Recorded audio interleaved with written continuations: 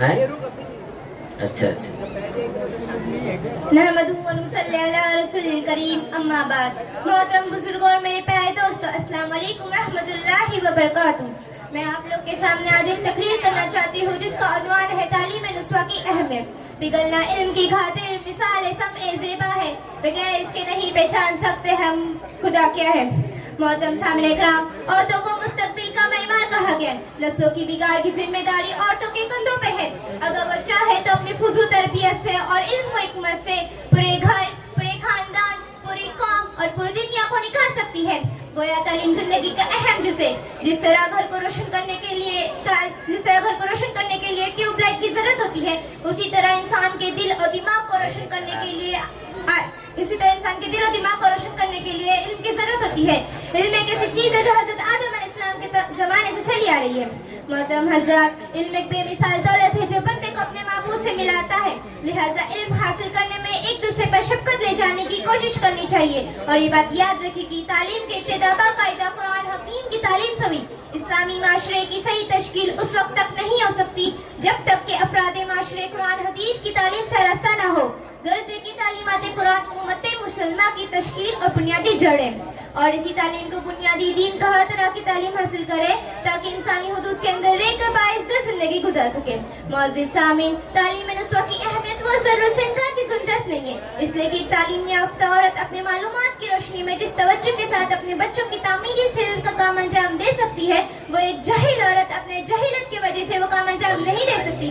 کیونکہ عالمہ اور جاہل برابر نہیں ہو سکتے. یہ عورت اس چیز کا نام ہے جو بیٹی بن کر قرۃ العین بنتی ہے، بہن بن کر بھائی کے سر وقات کا باعث بنتی ہے، بیوی بن کر بہترین رفیق حیات اور ماں بن کر اولاد کے لیے اولین تربیت گاہ. لیکن اس سے معلوم تو ہو کہ مختلف حیثیتوں میں اس کی ذمہ داریاں کیا ہے، اور ظاہر ہے ان ذمہ داریوں کا علم تعلیم کے بغیر ناممکن ہے.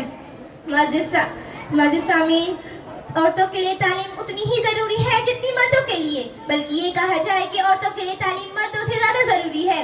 درسگاہ اولی آگوشی مادر میں بچوں سے پہلے ماں کو تعلیم دیجیے، کیونکہ ماں کی گود ہی بچوں کی پہلی درسگاہ ہوتی ہے. اگر اس کی پہلی درسگاہ اچھی نہ ہوئی تو بعد کی درسگاہ اس پہ اچھا اثر نہیں ڈال سکتی. یہی بچے مستقبل کا معمار بنیں گے، ان کے کندھوں پہ قوم کی ذمہ داریاں ہوگی. اس لیے ضروری ہے کہ ماں تعلیم یافتہ ہو، اس لیے کہ بچے ماں کی گود سے ہی اپنے اندر اچھے برے اخلاق کو جذب کرتے ہیں، اور یہی سے ان کے دل و دماغ میں ایسی نقوصی ثبت ہو جاتی ہے جو آخری وقت تک ختم نہیں ہوتی. جس طرح دنیا کی سب سے بڑی بدبختی جہالت ہے، اسی طرح دنیا کی سب سے بڑی نیک بختی جیور علم سے آراستہ ہونا ہے. اس لیے کہ ایک تعلیم یافتہ عورت، چاہے وہ ٹیچر ہو یا بلکہ خانے، اپنے شعبے کے کردار کو بہتر سے بہتر بنا سکتی ہے. ایک اجتماعی خاندانی یا معاشرتی زندگی میں عورت کی اہمیت اس سے زیادہ بڑھ جاتی ہے، کیونکہ کسی بھی خاندانی یا معاشرے کا وجود اس کے بغیر ممکن نہیں ہے.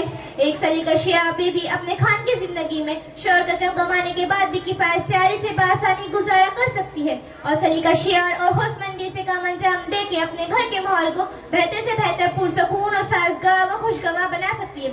دنیا یہی سمجھتی ہے کہ عورت جسمی اور فطری طور پہ کمزور ہے، لیکن یہ بھی حقیقت ہے کہ صنف نازک ہونے کے بعد بھی اس نے جب بھی کبھی اسلامی شروع حاصل کیا اور خدا سے اپنے تعلقات کو مضبوط کر کے اپنے شخصیت کی تعمیر کی، تو اس نے مختلف مواز و صلاحیتوں کی دریا کو اور زمانے کو شان انقلاب سے ہمکنار کیا.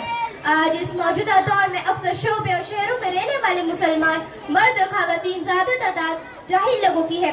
دور حاضر میں بربادی کا امٹتا ہوا سلام ہماری نوجوان نسل کو جس تیز رفتاری کے ساتھ بھائی لے جا رہا ہے، اس کے ذمہ دار ہم خود ہیں. عورت کی تعلیم و تربیت کا غفلت کا نتیجہ ہے کہ آج بچے آوارہ اور تعلیم و تربیت کے تحت لاپرواہ نظر آ رہے ہیں. اگر عورت اپنے فرائض سے واقف ہو جائے تو مرد کو بھی جینے کا سلیقہ سکھا سکتی ہے. معزز سامعین، آج چند فرسودہ خیالات کے لوگ ایسے بھی ہیں جو لڑکیوں کے تعلیم کے حق میں نہیں ہیں. ان کا کہنا ہے کہ لڑکیاں پڑھ لکھ کر کیا کرے گی، جبکہ تعلیم حاصل کرنے کے بعد بھی انہیں چولہے میں سر جھونکنا ہے. تو ہم بھی کہاں اس بات سے انکار کر رہے ہیں. ظاہر ہے امور خانہ داری کو نبھانا عورت کا کام ہے، مرد کا نہیں، لیکن عورتوں سے تعلیم کو دور رکھنا ان کے ساتھ ناانصافی نہیں ہوگی. اور جب عورت تعلیم سے ناز نہ ہوگی تو آنے والے نسلوں کو کیسے تربیت کر سکے گی.